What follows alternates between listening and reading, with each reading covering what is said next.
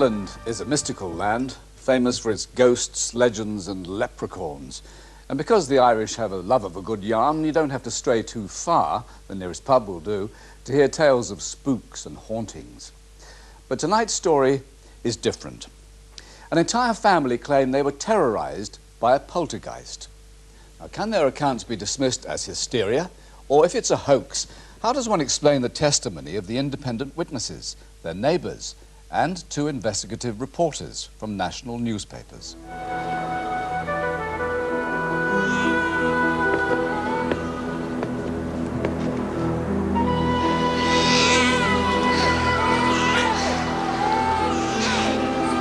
Come on, sister, hurry. I'm coming. We're nearly there. Come on, sister, hurry.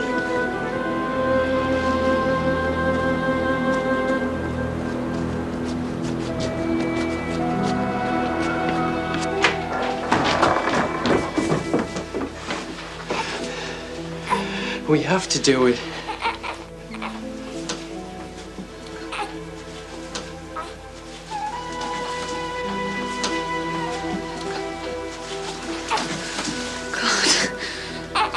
What are we doing?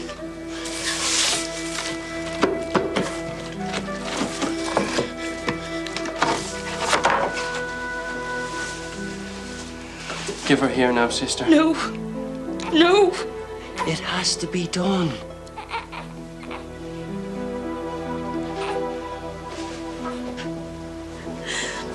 May the Lord forgive us.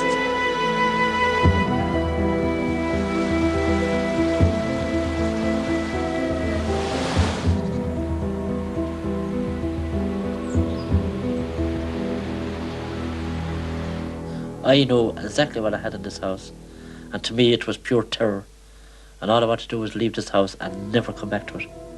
We were all scared. You know, I didn't even want to go to work. I said, well, my home is not the same. I mean, I know what happened. People can say it's a load of rubbish, load of whatever, and I'd say to them, you didn't live through it. You'd never experienced anything like this, nor have I, but I did. What has gone on in this house has just been unimaginable. The sheer terror that we have gone through, the things we've seen, you see them on films, you see them in Poltergeist, they do not come to your door. Well, it started about 8 months ago with a terrible smell in the house. It was making us sick, the smell of urine. The come from that kitchen is something frightful. What's the bathroom? It's all over the place. It used to come right down the stairs. Even in the kitchen, the smell was there. I'd try dropping this in it anyway. Well, maybe I should get the council out to see if somebody can come out. Oh, that's a good idea, Michael. So I went to the Galway Corporation here. They came up and they checked the sewers out the back. Went through the motions of putting stuff around the pipes and everything, but the smell was still there. But after about a month, the mysterious smell began to fade.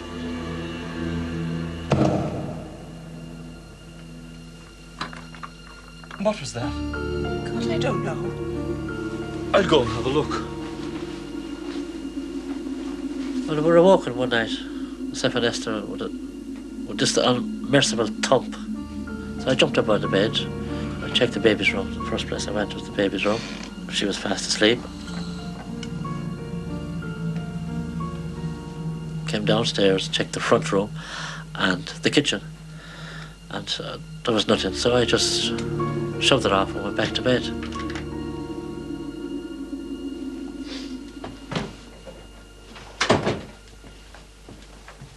I told you not to buy that cheap stuff. What are you talking about? For goodness sake.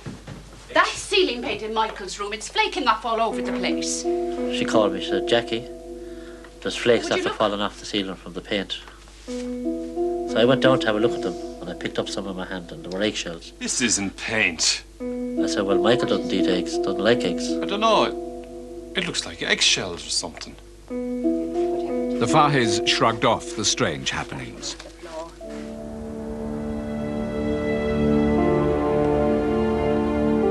It was about 3:30 a.m. Myself and Michael were asleep in bed when this light entered the room. Michael! Michael, for God's sake, wake up! It just lit up the whole room. You could see everything very, very clearly. I was thought, this is it. This something as terrible is going to happen to me now. It was like a constant pulse of light something like 5,000 candle power. Really, really bright, brighter than daylight. What is it? I don't know. And I was absolutely terrified. I was under the covers, frightened for my life. I was absolutely petrified. News of the events at the house spread quickly, prompting a visit from a complete stranger. He'd come to tell the family a story about the land on which their house had been built. We invited him to tell his story to our camera. Saying that he feared there was a curse on the house, he declined, but he agreed for his account to be recorded on tape. 30 years ago, Corra Park wasn't here at all. It was an old farmhouse out the country with fields around it for miles. I was fairly friendly with the people that stayed in the old house. I got very friendly with them, and they told me that they heard strange noises in the house. They told me that the clothes were pulled clean off the bed and left in the middle of the floor. Lord is for thee, blessed art thou among women, and blessed is the fruit of thy womb, Jesus. Holy Mary, Mother of God, pray for us sinners now and at the You've got the number if you need us. Yeah. Take care. God bless you. Bye.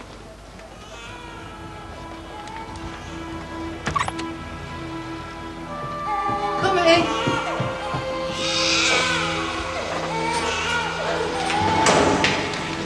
Sarah Louise! I just went up to check, and all of a sudden the door came out in my face. So I came downstairs and I ran out to the neighbours crying, and I told her what was happening. Well, Martha was terrified. She was bawling, crying. She was very bad, you know.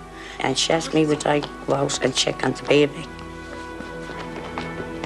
And the door was closed. Oh, please let it be all right, Bridge. I went in and checked on the baby.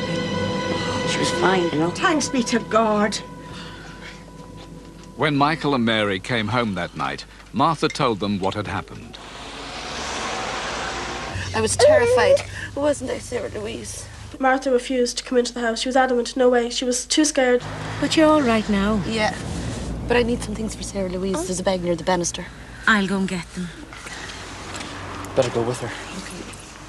There was no way she was entering back in that house. So myself and Mike braved it and went in, but no way would Martha. We came back into the house, and we were very, very frightened going in, like, 'cause we had to grab the baby's clothes and...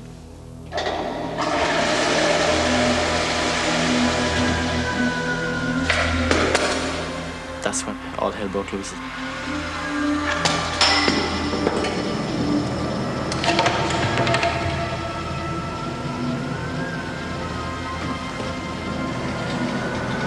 Quick!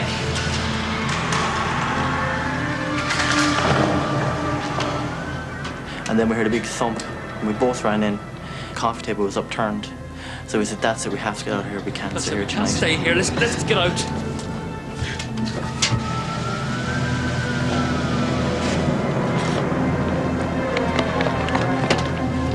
Oh, Michael, the lights! It was just pure terror. I mean, I've never been so afraid in my whole life. This was probably the worst thing that ever happened. Driving away, and we looked back, and there was this big black shadow on the house. It didn't look like our house. In the panic, the Fahey's dog Bundy was left in the back garden. Breedley's son Patrick was sent to feed him. So my father gave me the food, and I hopped over the back wall, and I fed the dog. And when I was feeding the dog, the light just started flickering on and off. I thought it was a lamp at first, but it was too bright to be a lamp because it lit up the whole kitchen. And I was so scared. Like when I seen it, I kind of stood back. And I just got so scared, I nearly wet myself. I said, I'm getting out of here quick. I told my parents then what I'd seen. The light was flicking on and off, and they couldn't believe it.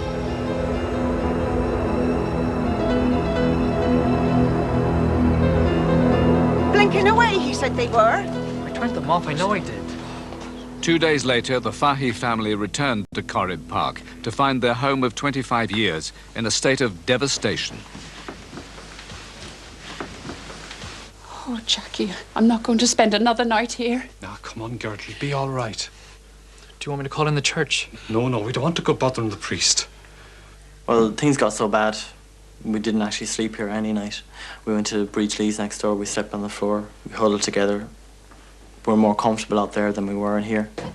No longer able to sleep in their own home, the Fahys decided it was time to seek help. I don't think this is a good idea at all. Shh. It'll drive the thing more wild, I'm telling you. Oh, okay, I'll do that. What did he say? Well, your man says I need more proof before they put it in the paper. One night, my dad and I decided to tape the noises, just get some proof that we weren't actually hearing this in our minds, like. There's no tape in the machine. She told us not to mess with it. It started again. Well, I felt like the thing that didn't want us to record it. And we panicked, so we all ran downstairs. We got to the bottom of the stairs. And next thing we heard this baby cry. I was the only one who actually couldn't hear anything. I didn't hear it. I wanted to hear this for myself. I actually realised it was a porcelain jug that whizzed past me and hit Sarah Louise's room. I was terrified, I was scared, I was crying. It was total panic. Determined to return to their home, the Fahy family decided it's time to seek help from the church.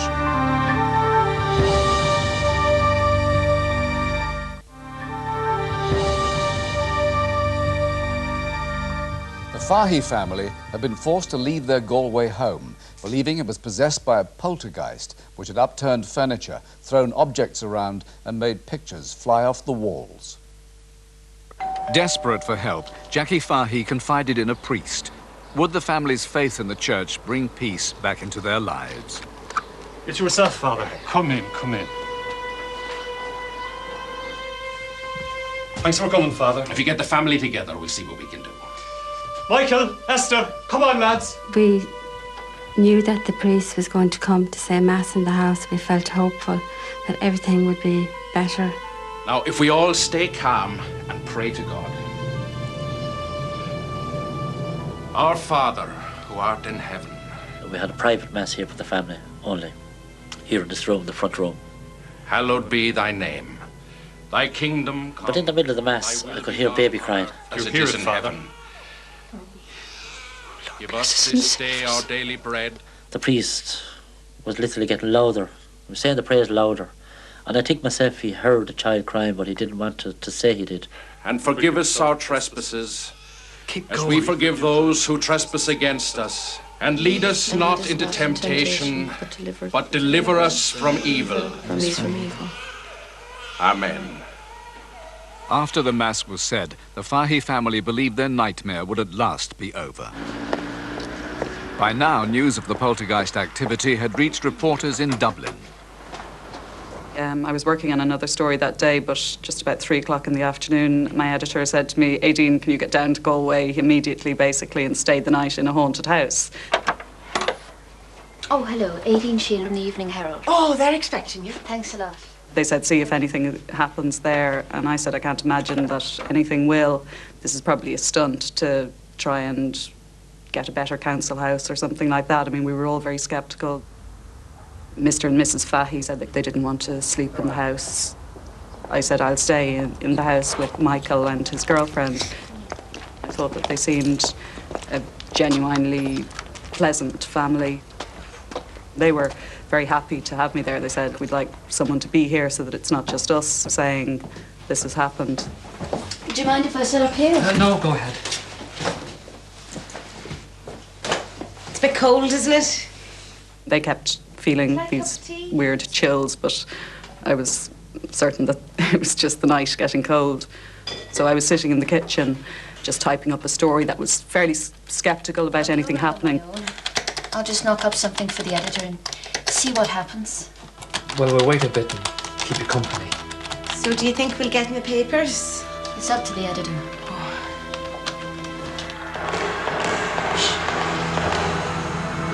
Did you hear that?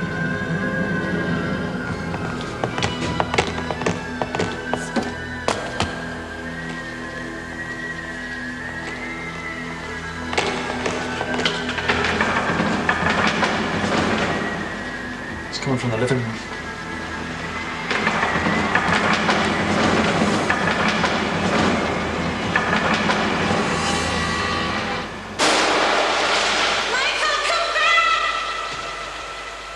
Well, I just heard this massive crash and I just leapt to my feet, and Michael and myself and his girlfriend, we raced back into the room because just couldn't imagine what had happened. It sounded as if the roof had fallen in or something.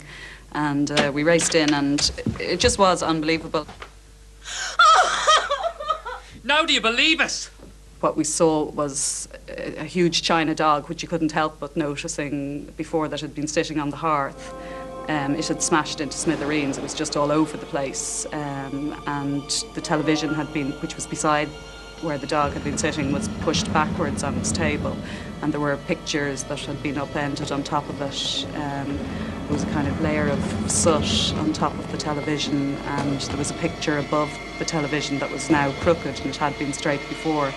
So at this stage, I was getting kind of spooked. And I mean, I'd hasten to add, I'm completely atheistic, and I've never had any sort of fear of paranormal things or any belief in them whatsoever. I went in and I was astounded by it, and I was just desperately looking to try and find some kind of physical explanation, and I couldn't. After Aideen Sheehan's story appeared, investigative journalist Declan White joined high-profile psychic Sandra Ramdani at the Fahey's home. Would Sandra's renowned psychic skills finally rid them of their persistent and unwelcome visitor? In 90% of the cases I'm called out to, there's absolutely no form of paranormal activity involved. What we have sometimes is overactive imagination, knocking pipes in the house, or other factors explaining, creaking floorboards maybe, to explain the disturbance that's going on. I really had read quite a lot about the case in all of the newspapers, and it appeared to me that here was a family living in terror who'd been put out of their home by a spirit. I thought the least I could do was go and try to help. I'd just like to do a check on the house first, okay? Being a hard-nosed reporter, you have to go down, check it all out. Were the people looking for a new council house? Is there some other story here behind it? Are they genuine? So we were there for 2 days. I felt they were genuine, they were scared, they were petrified, they couldn't sleep. You could see it in their eyes. There was a bit of madness going on. This was a great story. This splashed in all the national newspapers. It was the main lead on the TV news. It went around in all the radio programs. Everybody in Ireland was talking about it, and I wanted to be there for the scoop. When I entered the house, I was immediately aware that there was a spirit presence. I felt that this was a spirit who hadn't moved on properly, and that the spirit and the whole house, in fact, needed healing. Michael, Mary, Martha and Declan agreed to join Sandra in a séance. And anybody who'd like to come in, you're welcome to come in now.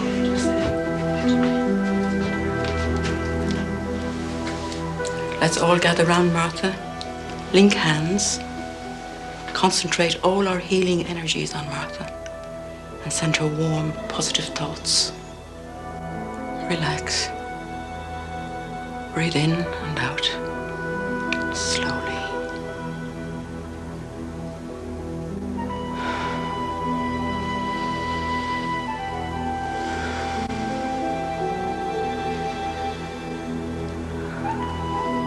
I can see a spirit. A tiny newborn baby wrapped in a bundle. There are 2 people with it, young people. They're wearing black. They're running. They feel shamed. They must hide their terrible secret. Give her here now, sister. No, he's taking the baby. He's taking its life. May the Lord forgive us.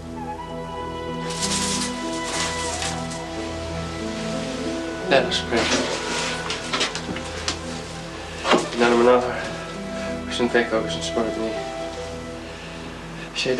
When I tuned into the spirit, the impression I got was this was a very young baby, a newborn infant maybe, that had been murdered at birth. I felt the mother was a nun and that the father was a priest. And this child had been smothered and buried underneath what appeared to be an old farmhouse. We must focus all our healing energies on that little baby and help to release the spirit from It's eternal pain.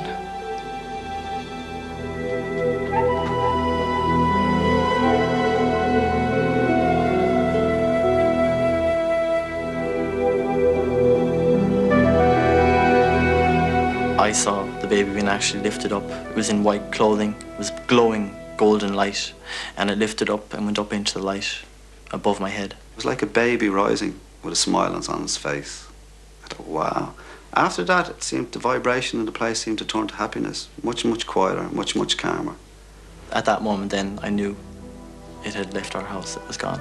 I do believe that there was something strange going on in the house. I can't explain it, and I would look for any sort of physical explanation, but I haven't been able to think of one, and I've thought about it quite a lot since. But there was definitely something that was, you know, like nothing I've ever seen before anyway. And they genuinely were disturbed by it. I've no doubt about that it wasn't a hoax. The house now it's comfortable, it's warm, there's just happy vibes everywhere in the house. We felt really happy, and we knew this thing had gone. I can sleep in my bed again, I can sit down and watch television. People are smiling, you can see it in their faces, you can see it in their eyes. The tenseness has left. We could leave Sarah Louise and she could have a peaceful sleep. Being a reporter, I can only report what actually happened, the feelings of what happened. And in that, genuinely something paranormal, something beyond our ordinary lives happened that day and brought happiness into a house that was full of sadness. Since that day, the Fahis have moved back to their home, where they now live in peace and things have returned to normal. So, did Sandra really rid their home of a spirit trapped between two worlds? The Fahis certainly think so. And perhaps in the end, that's all that counts. Good night.